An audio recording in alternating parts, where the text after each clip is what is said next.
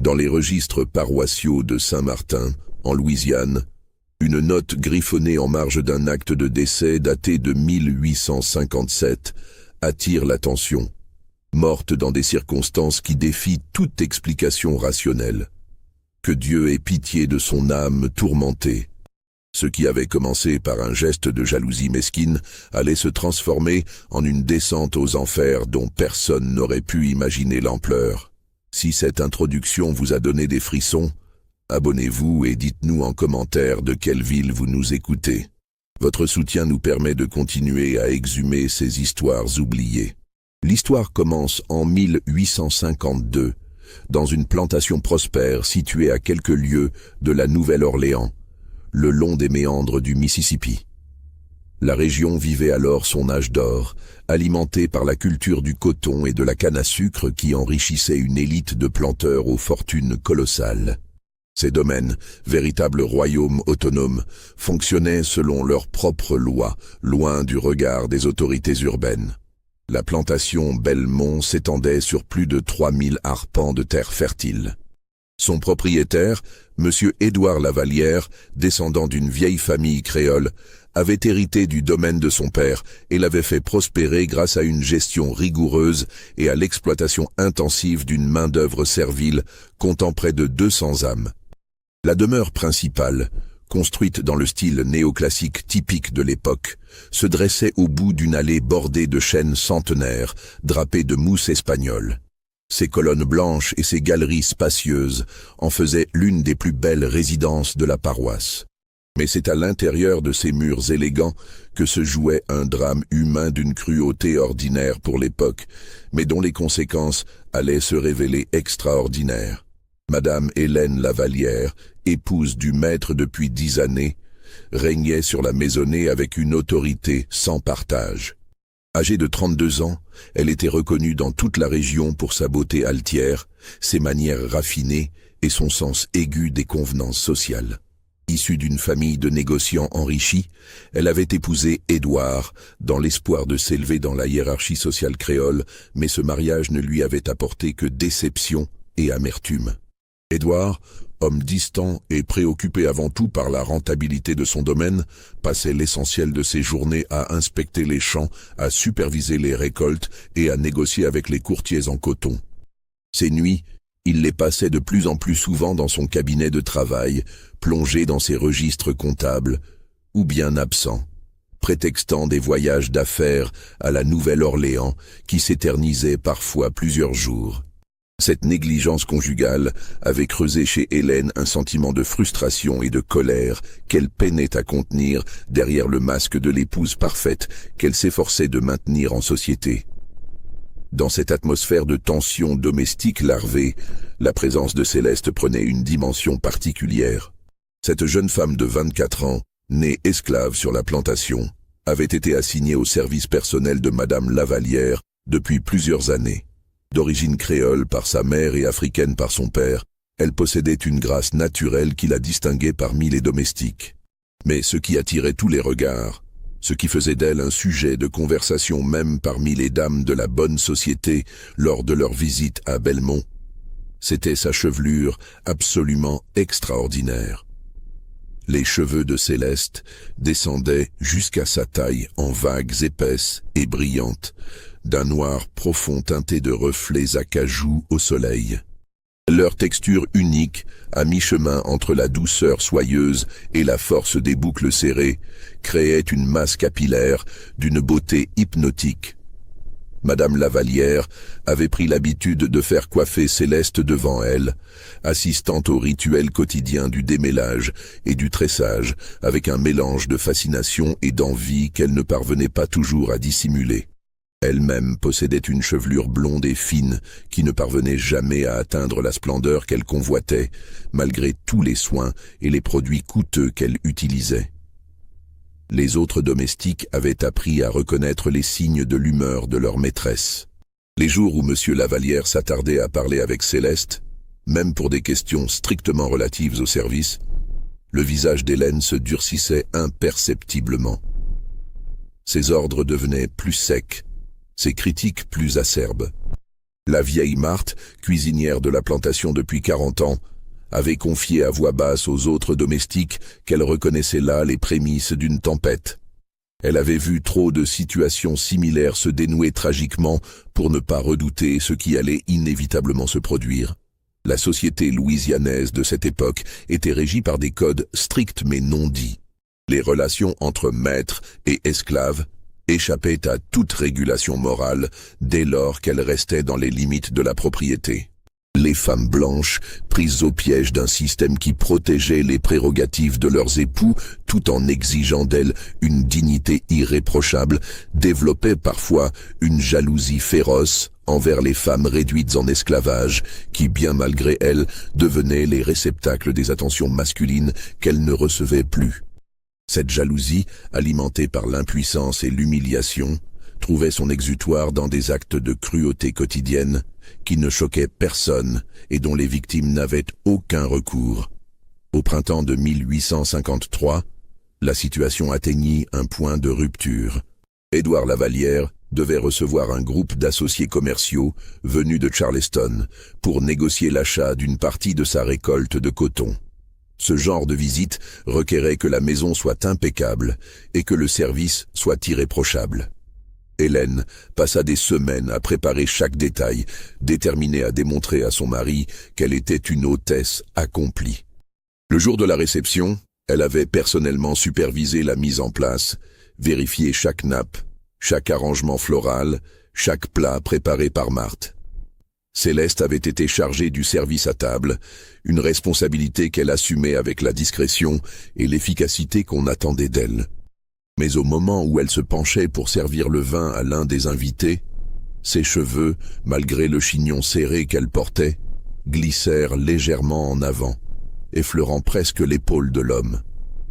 Celui-ci, un certain monsieur Beauregard, leva les yeux et fit un commentaire apparemment anodin. « Lavallière, vous avez là une servante remarquable. On voit rarement une telle chevelure, même chez les créoles. » Plusieurs hommes approuvèrent en hochant la tête, et Édouard, cherchant à faire preuve de galanterie devant ses associés, répondit avec un sourire « En effet, Céleste est un bijou dans notre maisonnée. » Le mot « bijou » résonna dans l'esprit d'Hélène comme un glas. Elle sentit le sang lui monter aux joues, mais parvint à conserver son sourire mondain jusqu'à la fin du repas. Lorsque les hommes se retirèrent au fumoir pour leur discussion d'affaires, elle monta dans ses appartements, le cœur battant d'une rage qu'elle ne pouvait plus contenir. Elle fit appeler Céleste sous prétexte de l'aider à se changer, une tâche qui ne nécessitait normalement pas l'intervention de cette servante en particulier. Lorsque Céleste entra dans la chambre, elle trouva sa maîtresse debout devant la fenêtre, rigide. « Approchez », ordonna Hélène d'une voix qu'elle s'efforçait de contrôler. Céleste s'avança, sentant confusément que quelque chose n'allait pas. « Défaites vos cheveux », commanda Madame Lavallière. Habituée à obéir sans questionner, Céleste retira les épingles qui maintenaient son chignon, et sa chevelure se déploya en cascade sombre sur ses épaules et dans son dos. Hélène resta silencieuse un long moment, contemplant cette masse de cheveux qui incarnait tout ce qu'elle enviait et méprisait à la fois. Puis, sans un mot d'explication, elle ouvrit le tiroir de sa coiffeuse et en sortit une paire de ciseaux de couturière, des ciseaux lourds et aiguisés qu'elle utilisait habituellement pour ses travaux d'aiguille. « Ne bougez pas », dit-elle, et il y avait dans sa voix une note qui glaça Céleste.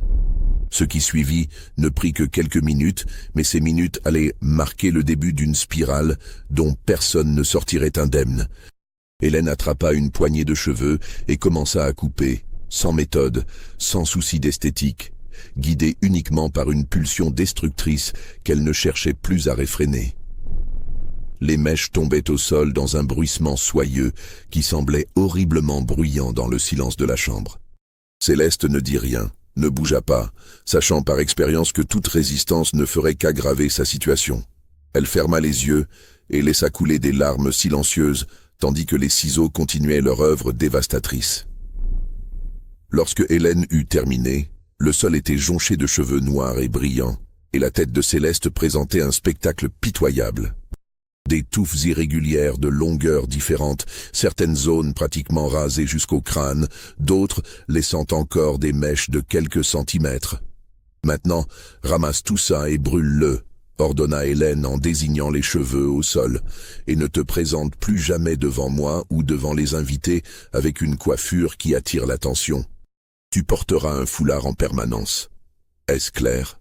Céleste acquiesça en silence, s'agenouilla pour ramasser les mèches éparpillées et quitta la pièce, la tête couverte de ses propres cheveux coupés qu'elle tenait dans ses mains tremblantes. Cette scène aurait pu n'être qu'un épisode supplémentaire dans la longue litanie de cruauté quotidienne qui caractérisait les relations entre maîtres et esclaves dans le sud d'avant-guerre. Mais ce qui se produisit ensuite allait transformer ce geste de jalousie mesquine en un cauchemar dont les ramifications s'étendraient bien au-delà de ce que quiconque aurait pu imaginer. Le soir même, Céleste fut prise de fièvre violente. Elle brûlait de l'intérieur, tremblait de manière incontrôlable et délirait en parlant dans un mélange de français et de créole que personne ne parvenait à comprendre complètement. Marthe, la cuisinière, vint à son chevet avec des tisanes et des compresses fraîches, mais rien ne semblait soulager la jeune femme.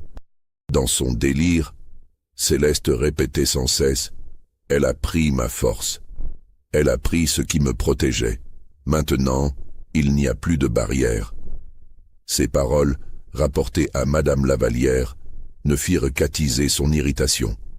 Elle y voyait une forme de superstition africaine ridicule, ces croyances primitives auxquelles les esclaves s'accrochaient et qui, selon elle, démontraient leur infériorité intellectuelle. Qu'elle guérisse rapidement, ordonna-t-elle à Marthe. Je ne veux pas qu'elle reste alitée plus longtemps que nécessaire. Il y a du travail à faire. Mais Céleste ne guérit pas rapidement. Les fièvres persistèrent pendant 3 jours, puis finirent par tomber, laissant la jeune femme dans un état de faiblesse extrême. Lorsqu'elle put enfin se lever, son visage avait changé. Ses yeux, autrefois doux et résignés, portaient maintenant une expression nouvelle, quelque chose que Marthe ne parvenait pas à définir, mais qui la mettait mal à l'aise. Ce n'était pas de la haine, pas exactement. C'était quelque chose de plus profond, de plus froid.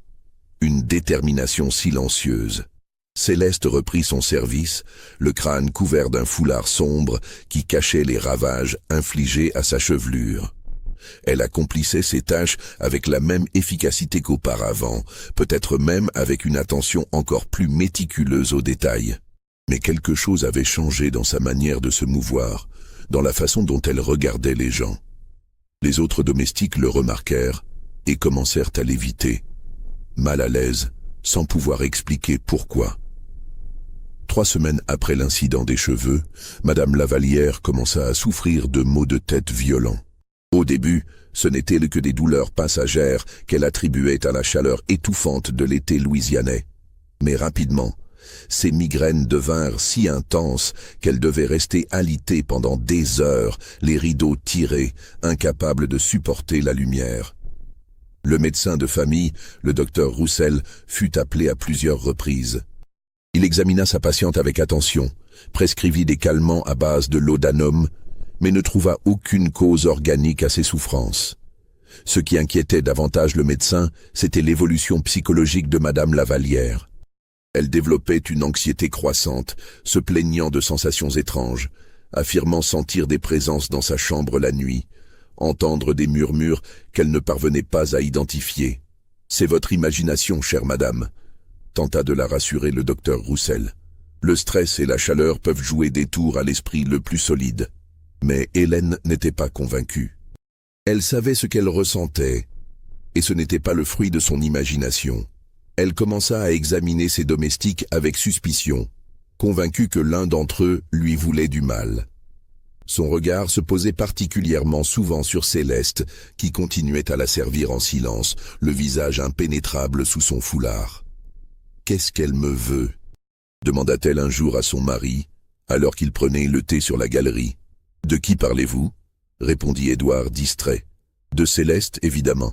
Elle me regarde d'une façon... » Édouard soupira avec impatience. « Hélène, vous devenez paranoïaque. Cette fille ne vous a jamais manqué de respect. Cette réponse ne fit qu'augmenter la frustration d'Hélène, qui se sentit incomprise et isolée dans ses propres craintes. Les semaines passèrent, et les troubles d'Hélène s'aggravèrent. Elle commença à souffrir d'insomnie sévère, restant éveillée des nuits entières, l'oreille tendue vers des bruits qu'elle seule semblait percevoir. Son teint pâlit, son regard devint hagard. Elle perdit l'appétit et maigrit visiblement. Les dames de la société qui lui rendaient visite remarquèrent ce changement et échangèrent des regards inquiets. Certaines murmurèrent qu'elle souffrait peut-être de neurasthénie, cette maladie nerveuse qui affectait tant de femmes de leur condition. Mais le véritable tournant survint un matin de septembre. Hélène se réveilla en sursaut, le cœur battant à tout rompre, avec la certitude absolue que quelqu'un se trouvait dans sa chambre. Elle alluma une lampe et fouilla du regard chaque recoin de la pièce. Personne. Pourtant, sur sa coiffeuse, quelque chose avait changé. Sa brosse à cheveux, qu'elle rangeait toujours méticuleusement dans son étui de velours, était posée à l'extérieur, et emmêlés dans ses poils se trouvaient plusieurs longs cheveux noirs. Des cheveux qui ne pouvaient appartenir qu'à une seule personne. Hélène s'approcha de la brosse comme si elle approchait d'un serpent venimeux. Ses mains tremblaient lorsqu'elle la saisit et l'examina à la lumière de la lampe. Les cheveux étaient bien réels, épais et brillants, impossible à confondre avec les siens. Comment était-il arrivé là? Céleste était-elle entrée dans sa chambre pendant son sommeil? Dans quel but? Pour la narguer? Pour lui rappeler ce qu'elle avait fait? Elle fit immédiatement appeler tous les domestiques et exigea des explications. Qui avait touché à ses affaires personnelles? Qui était entré dans sa chambre sans permission? Les domestiques, terrifiés par la fureur de leur maîtresse, jurèrent tous qu'ils n'avaient rien fait de tel. Céleste, lorsqu'elle fut interrogée, maintint son regard baissé et affirma d'une voix calme qu'elle n'avait pas quitté ses quartiers de la nuit. Marthe et deux autres servantes confirmèrent qu'elle l'avait vue dormir dans le dortoir des domestiques. L'alibi était solide, mais Hélène ne crut personne. Elle savait, avec la certitude que donne la paranoïa, que Céleste était responsable. Elle ordonna que la jeune femme soit écartée de toute tâche qui l'amènerait près de ses appartements personnels. Céleste fut donc réassignée aux travaux extérieurs, un déclassement inhabituel pour une domestique qui avait été formée au service de la maison. Cette punition, bien que sévère, fut acceptée par Céleste sans protestation, avec la même expression neutre qu'elle affichait désormais en permanence. Les incidents continuèrent cependant. Des objets personnels d'Hélène disparaissaient mystérieusement, pour réapparaître dans des endroits incongrus. Un médaillon de famille fut retrouvé au fond d'un vase. Une robe préférée présentait une déchirure qu'elle était certaine de ne pas avoir faite. Des portes qu'elle était sûre d'avoir fermées étaient ouvertes au petit matin. Chaque fois, Hélène cherchait une explication rationnelle et n'en trouvait aucune qui la satisfasse pleinement. Son mari, témoin de cette détérioration progressive, commença à s'inquiéter sérieusement. Il consulta à nouveau le docteur Roussel, qui suggéra un traitement plus énergique. Repos complet, séjour dans une station thermale, peut-être même une consultation avec un spécialiste des maladies nerveuses à la Nouvelle-Orléans. Mais Hélène refusa catégoriquement de quitter Belmont. « C'est exactement ce qu'elle veut », répétait-elle de manière obsessionnelle. « Me faire partir, me faire croire que je deviens folle. Mais je ne suis pas folle. Je sais ce qui se passe. » Cette histoire vous donne des frissons. Laissez un like et dites-nous en commentaire ce que vous pensez qu'il va se passer. N'oubliez pas de vous abonner pour ne manquer aucune de nos enquêtes sur les mystères du passé. À l'automne de 1853, un événement vint bouleverser l'équilibre précaire de la plantation Belmont. Monsieur Édouard Lavallière tomba malade. Cela commença par une fatigue inhabituelle, puis des nausées matinales qu'il attribua d'abord à une indigestion. Mais rapidement, son état empira. Il souffrait de violentes crampes d'estomac, de vomissements incoercibles, d'une faiblesse généralisée qui le clouait au lit pendant des jours entiers. Le docteur Roussel fut de nouveau appelé et diagnostiqua une affection gastrique sévère, peut être causé par une infection ou un problème hépatique. Le traitement prescrit ne donna aucun résultat. Édouard continuait à dépérir sous les yeux de tous. Son teint devint terreux. Ses mains tremblaient. Il perdait du poids à une vitesse alarmante. Les domestiques chuchotaient entre eux que le maître était en train de mourir, et personne ne comprenait pourquoi. Un homme dans la force de l'âge, qui n'avait jamais connu de problème de santé auparavant, se retrouvait dans un tel état. Hélène, malgré sa propre condition fragile, s'efforçait de prendre soin de son mari.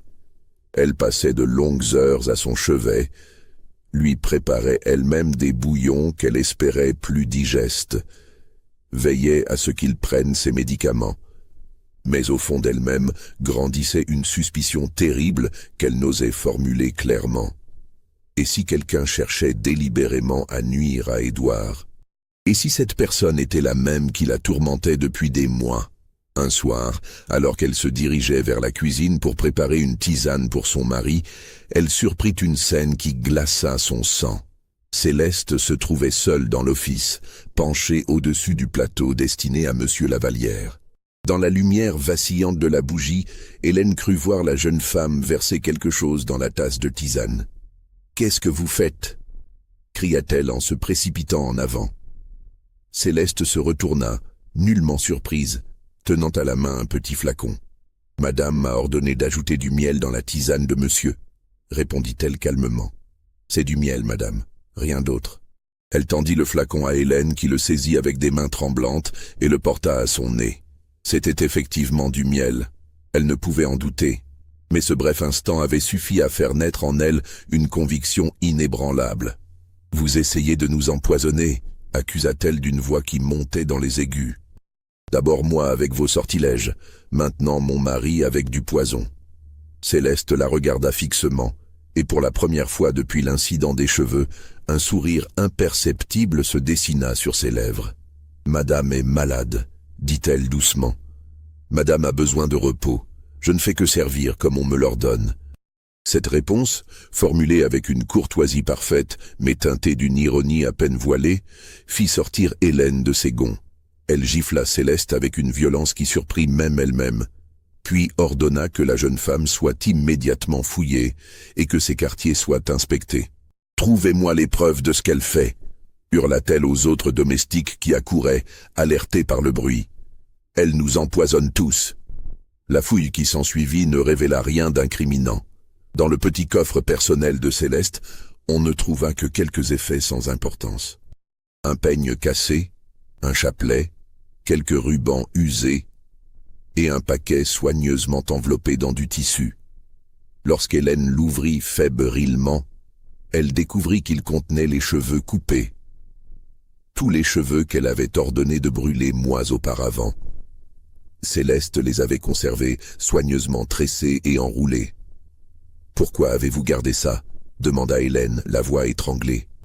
Céleste ne répondit pas, se contentant de la fixer de ses yeux sombres et impénétrables.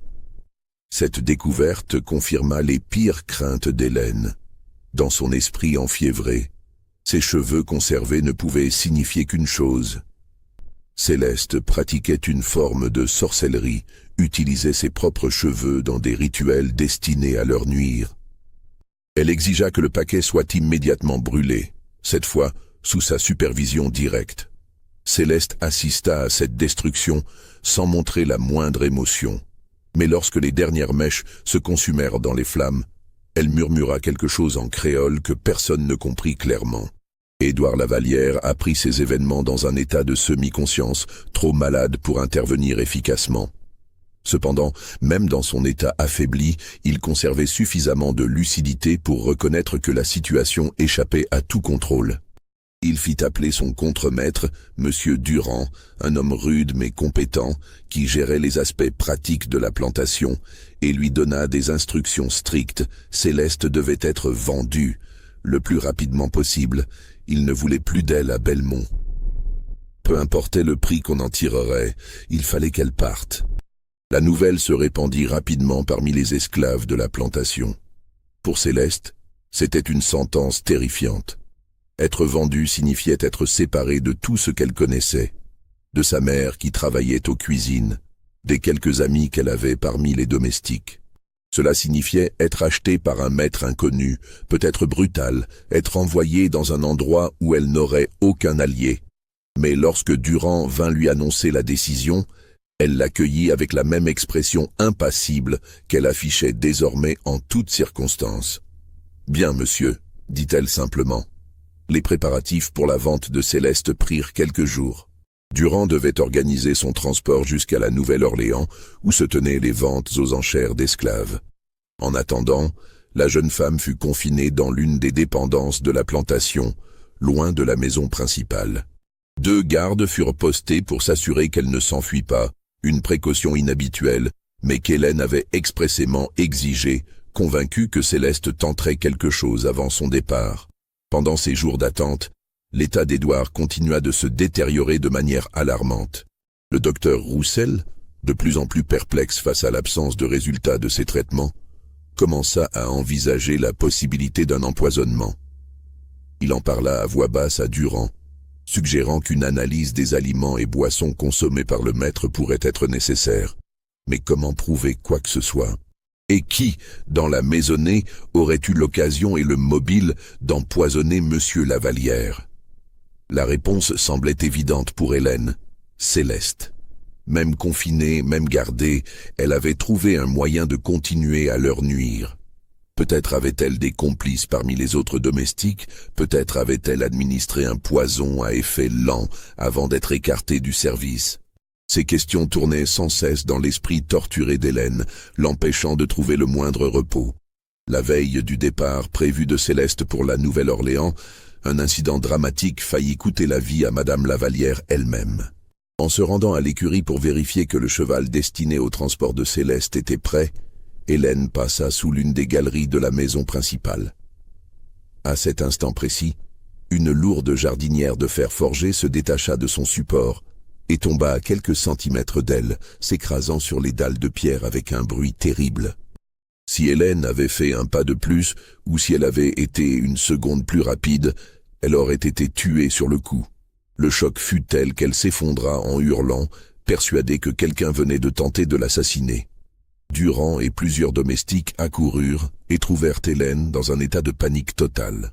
L'examen de la galerie révéla que le support de la jardinière, rongé par la rouille, avait fini par céder. C'était un accident, rien de plus. Mais Hélène refusa absolument d'accepter cette explication. « Elle a fait ça !» criait-elle en montrant la direction où Céleste était enfermée. « Elle veut me tuer avant de partir !»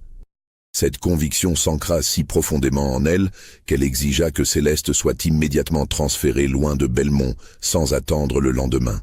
Durand tenta de lui faire entendre raison. Il faisait nuit, les routes n'étant pas sûres, il serait plus prudent d'attendre l'aube, mais Hélène était au-delà de tout raisonnement.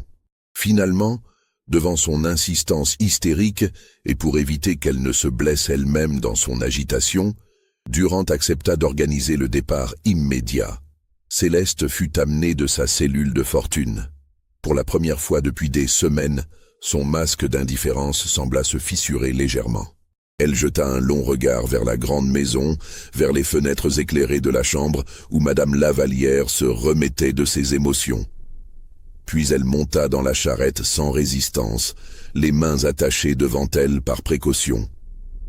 2 hommes, armés, l'accompagnait pour le trajet qui devait durer toute la nuit. La charrette s'ébranla dans l'obscurité, emportant Céleste loin de Belmont. Hélène, depuis sa fenêtre, observa le véhicule disparaître dans la nuit noire, éprouvant pour la première fois depuis des mois un sentiment de soulagement. Enfin, cette menace était écartée. Enfin, elle allait pouvoir retrouver la paix. Du moins, c'est ce qu'elle croyait. Mais le cauchemar ne faisait que commencer. Car ce qui se produisit dans les semaines qui suivirent le départ de Céleste allait prouver que, loin d'améliorer la situation, son éloignement ne fit que précipiter une série d'événements dont personne n'aurait pu anticiper l'horreur. Le lendemain du départ de Céleste, Édouard Lavallière sembla montrer les premiers signes d'amélioration. Ses vomissements s'espacèrent, Il parvint à garder un peu de nourriture, son teint retrouva quelques couleurs. Le docteur Roussel, perplexe mais soulagé, nota ce changement dans son carnet médical en ajoutant « Cause de l'amélioration aussi inexplicable que celle de la maladie. À surveiller. » Hélène y vit la confirmation de ses soupçons. Céleste avait bien été la source du mal qui frappait son mari. Maintenant qu'elle était partie, le poison, quel qu'il fût, cessait d'agir. Cependant, cette amélioration fut de courte durée. 3 jours après le départ de Céleste, Édouard rechuta brutalement. Cette fois, ses symptômes étaient différents. Il se plaignait de douleurs insupportables aux articulations, sa peau se couvrit d'éruptions étranges. Il souffrait de spasmes musculaires qui le tordaient de douleur. Le docteur Roussel était complètement dépassé. « Je n'ai jamais vu une maladie évoluer de cette manière », confia-t-il à Durand. « C'est comme si différentes affections se succédaient sans lien apparent entre elles. » Mais le pire restait à venir. 1 semaine après le départ de Céleste, on apprit par un messager que la charrette qui la transportait n'était jamais arrivée à la Nouvelle-Orléans. Les 2 gardes étaient rentrés à Belmont après 3 jours d'absence, affirmant qu'ils avaient livré Céleste à un marchand d'esclaves comme convenu. Mais lorsque Durand se rendit en ville pour vérifier, le marchand en question nia avoir jamais reçu une esclave correspondant à la description de Céleste. Les 2 gardes furent interrogés sévèrement. Sous la pression, l'un d'eux finit par craquer et avoua la vérité. Il n'avait jamais eu l'intention d'emmener Céleste jusqu'à la Nouvelle-Orléans. Sur la route, dans un endroit isolé, ils l'avaient détachée et lui avaient donné une chance de s'enfuir, moyennant une somme d'argent qu'elle leur avait promise.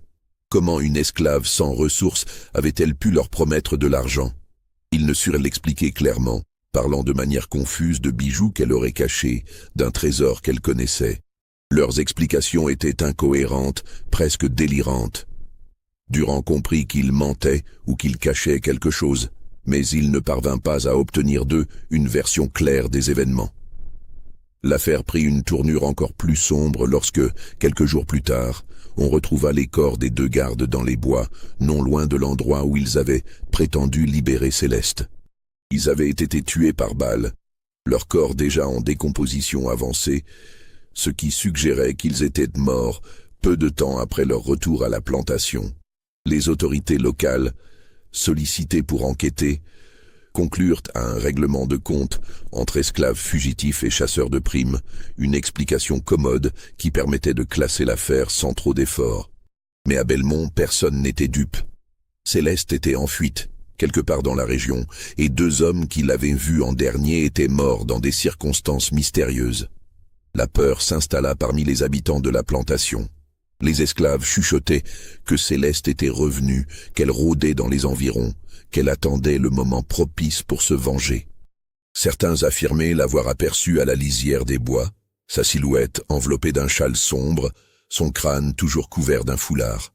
D'autres parlaient de bruits étranges la nuit, de chants en créole qui s'élevaient des marécages. Hélène sombra dans une terreur absolue.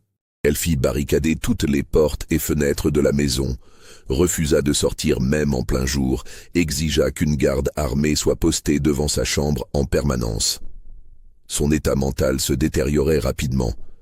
Elle ne dormait plus que quelques heures par nuit, sursautant au moindre bruit, se réveillant en hurlant, affirmant voir Céleste debout au pied de son lit. Le docteur Roussel augmenta les doses de laudanum, mais même cette puissante drogue ne parvenait plus à lui procurer le repos. C'est dans ce contexte de peur et de confusion généralisée qu'un événement inattendu vint éclairer d'une lumière nouvelle toute l'affaire. Le fils aîné d'Édouard Lavallière, issu d'un premier mariage, arriva de France où il avait fait ses études. Antoine Lavallière, âgé de 28 ans, n'avait pas vu son père depuis 5 années. Le choc fut terrible lorsqu'il découvrit l'état de délabrement physique et mental dans lequel se trouvaient son père et sa belle-mère.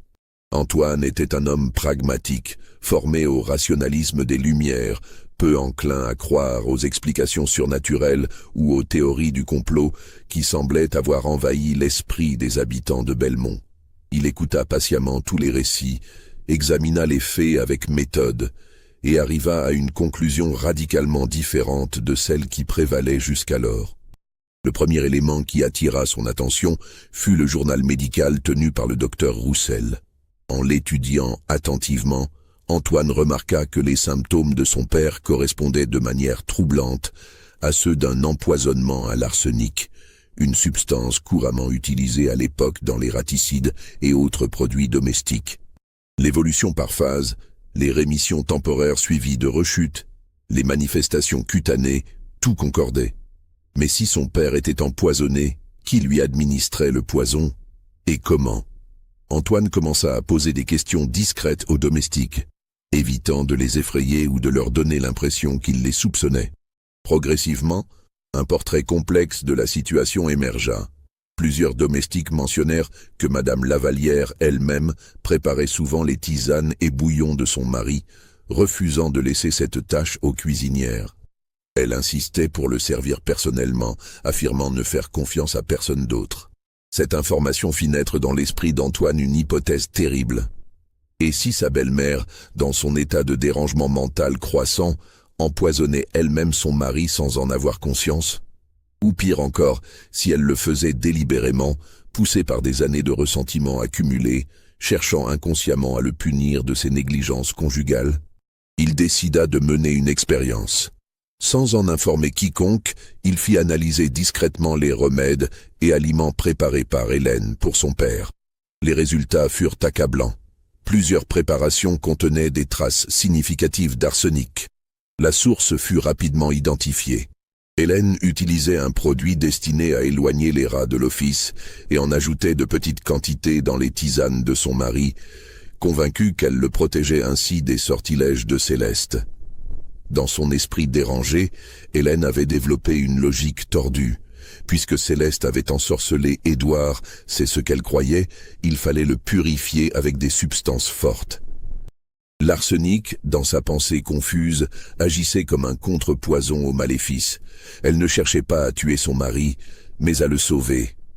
Cependant, l'effet était exactement inverse. Elle l'empoisonnait lentement, créant les symptômes mêmes qu'elle attribuait à la sorcellerie de Céleste. Confronté à cette découverte terrible, Antoine dut prendre une décision déchirante. Il fit appeler le docteur Roussel et lui présenta ses preuves. Le médecin, d'abord incrédule, dut se rendre à l'évidence. Ensemble, ils décidèrent d'éloigner Hélène de son mari, sous prétexte de lui faire suivre une cure de repos dans un établissement spécialisé de la Nouvelle-Orléans. En réalité, elle fut placée dans une institution pour les maladies mentales, un asile discret, fréquenté par les familles aisées, souhaitant cacher leurs membres dérangés, loin des regards indiscrets. Privé de la source de son empoisonnement, Édouard Lavallière commença enfin à se rétablir véritablement. Son amélioration fut lente mais constante. En quelques semaines, il retrouva suffisamment de force pour comprendre ce qui s'était passé. La révélation le brisa. Sa femme, dans sa folie jalouse, avait failli le tuer.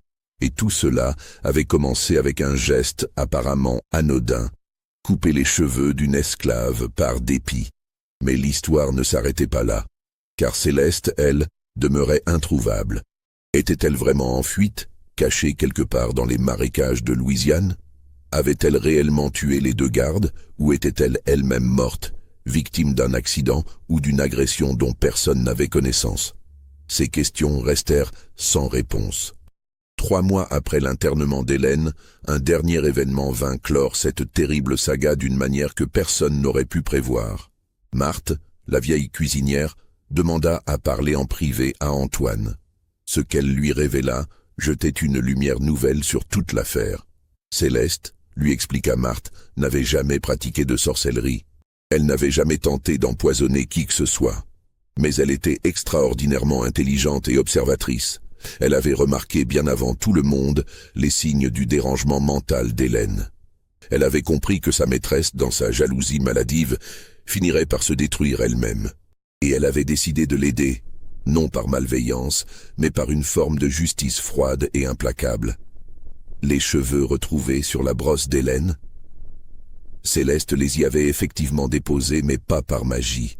Elle s'était simplement glissée dans la chambre pendant qu'Hélène dormait, sachant que cette découverte alimenterait la paranoïa de sa maîtresse. Les objets déplacés, les portes ouvertes. Céleste les avait arrangés avec l'aide discrète d'autres domestiques qui, sans comprendre exactement son plan, étaient prêts à contribuer à tourmenter une femme qu'ils savaient cruelle et injuste. Quant à l'incident de la jardinière, c'était réellement un accident. Mais Céleste avait observé depuis des jours que le support était fragile, et elle avait subtilement encouragé Hélène à passer par là à ce moment précis, sachant que même un accident manqué renforcerait ses peurs. Céleste n'avait pas tenté de tuer sa maîtresse. Elle avait simplement orchestré une série de petits événements destinés à pousser Hélène au bord de la folie, sachant que c'était sa maîtresse elle-même qui finirait par se détruire. Était-ce de la vengeance, de la justice, ou simplement l'acte désespéré d'une femme qui n'avait aucun autre recours face à l'oppression dont elle était victime? Marthe ne pouvait répondre à ces questions. Elle savait seulement que Céleste, avant de partir, lui avait dit « Elle a voulu me briser. Mais on ne peut pas briser ce qui refuse de se plier. Maintenant, elle comprendra ce que c'est que de perdre ce qu'on chérit le plus, sa dignité, sa raison. » Quant au sort de Céleste après sa fuite, Marthe possédait une information que personne d'autre ne connaissait. Les 2 gardes n'avaient pas été tués par Céleste, mais par des complices qu'elle avait parmi les esclaves marrons des marécages, un réseau de fugitifs qui s'entraidaient pour survivre. Céleste avait effectivement rejoint ce groupe et vivait maintenant libre, quelque part dans les zones inaccessibles des bayous. Les gardes avaient été éliminés parce qu'ils connaissaient l'existence de ce réseau et représentaient un danger pour tous ses membres. Antoine écouta ce récit en silence, partagé entre l'horreur et une forme d'admiration troublante. Céleste avait réussi, sans violence directe, sans poison, sans magie, à détruire ceux qui l'avaient humiliée. Elle avait utilisé leur propre nature contre eux. La jalousie d'Hélène, sa paranoïa latente, sa cruauté. Et elle avait survécu, trouvant la liberté dans les marécages hostiles où peu osaient s'aventurer. Les années qui suivirent virent la plantation Belmont décliner lentement. Édouard Lavallière, bien que rétabli physiquement, ne se remit jamais vraiment du choc psychologique de découvrir que sa propre femme l'avait empoisonné. Il perdit le goût de gérer son domaine et finit par le vendre en 1856, quelques années avant que la guerre civile ne bouleverse définitivement le système esclavagiste du Sud. Il termina ses jours à la Nouvelle-Orléans, vivant discrètement de ses rentes, évitant la société, hantée jusqu'à la fin par les événements de 1853. Hélène Lavallière mourut dans l'asile où elle avait été internée en 1857. Les circonstances exactes de son décès ne furent jamais clairement établies. Le rapport officiel mentionna une défaillance cardiaque, mais le médecin de l'institution nota dans ses registres privés, découverts bien plus tard, que Madame Lavallière était morte dans un état de terreur absolue, hurlant qu'elle voyait Céleste dans sa chambre, venant chercher ce qui lui était dû. Le médecin attribua ces visions à un délire final, mais certains membres du personnel de l'asile jurèrent que, le soir de sa mort, ils avaient effectivement vu une femme portant un foulard sur la tête se tenir dans le jardin sous la fenêtre d'Hélène, immobile, silencieuse, observant. Lorsqu'il s'était approché pour l'interroger, la silhouette avait disparu dans l'obscurité. Quant à Céleste, son destin reste l'un des grands mystères de cette histoire. Aucun registre officiel ne mentionne sa capture ou sa mort. Certains récits oraux, transmis parmi les descendants d'esclaves de la région, parlent d'une femme mystérieuse qui vécut pendant des décennies dans les marécages, devenant une figure légendaire parmi les communautés noires de Louisiane. On disait qu'elle aidait les fugitifs à trouver des routes vers le nord, qu'elle soignait les malades avec des plantes qu'elle seule connaissait, qu'elle ne sortait jamais sans un foulard couvrant sa tête. Certains prétendaient qu'elle avait refusé la liberté qui vint avec l'abolition, préférant rester dans ses marécages, loin d'un monde qui lui avait fait tant de mal. D'autres versions, plus sombres, suggèrent qu'elle mourut peu après sa fuite, victime des dangers nombreux qui guettaient les fugitifs. Serpents, alligators, chasseurs de primes, ou simplement l'épuisement et la faim. Mais aucune preuve tangible n'était cette hypothèse. Son corps ne fut jamais retrouvé. Elle disparut simplement, comme si elle s'était fondue dans les eaux noires des bayous. La plantation Belmont elle-même connut un sort tragique.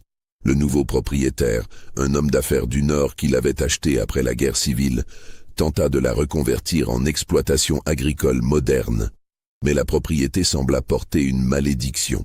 Les récoltes échouaient, mystérieusement. Les ouvriers agricoles refusaient de rester plus de quelques mois, prétextant que les lieux étaient hantés.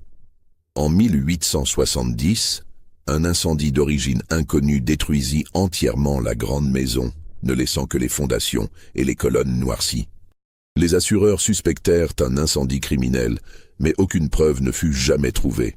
Aujourd'hui, les ruines de Belmont sont envahies par la végétation, difficilement accessibles, situées sur un terrain privé dont les propriétaires successifs ont toujours refusé l'accès aux historiens et aux curieux. Les archives locales contiennent peu d'informations sur la propriété, comme si un voile de silence avait été délibérément jeté sur son histoire. Quelques documents ont survécu, dont cette note marginale sur l'acte de décès d'Hélène Lavallière, mais ils sont dispersés entre différentes institutions et n'ont jamais fait l'objet d'une étude systématique. Ce qui reste de cette histoire, ce sont des leçons troublantes sur la nature humaine. La jalousie d'Hélène, apparemment anodine au départ, avait déclenché une chaîne d'événements aux conséquences dévastatrices. Son geste de couper les cheveux de Céleste n'était que le symptôme d'un malaise plus profond. Une femme prisonnière d'un mariage sans amour, d'un système social qui la réduisait à un rôle décoratif et qui trouvait dans la cruauté envers plus faible qu'elle un exutoire à ses frustrations. Mais en cherchant à humilier Céleste, elle avait créé une ennemie bien plus redoutable qu'elle ne l'imaginait. Céleste, de son côté, représentait une forme de résistance que les maîtres d'esclaves redoutaient particulièrement. Non pas la révolte ouverte qui pouvait être réprimée par la force, mais l'intelligence qui retournait le système contre lui-même. Sans lever la main sur ses oppresseurs, elle avait contribué à leur destruction en exploitant leurs propres faiblesses. Était-ce moral? La question reste ouverte.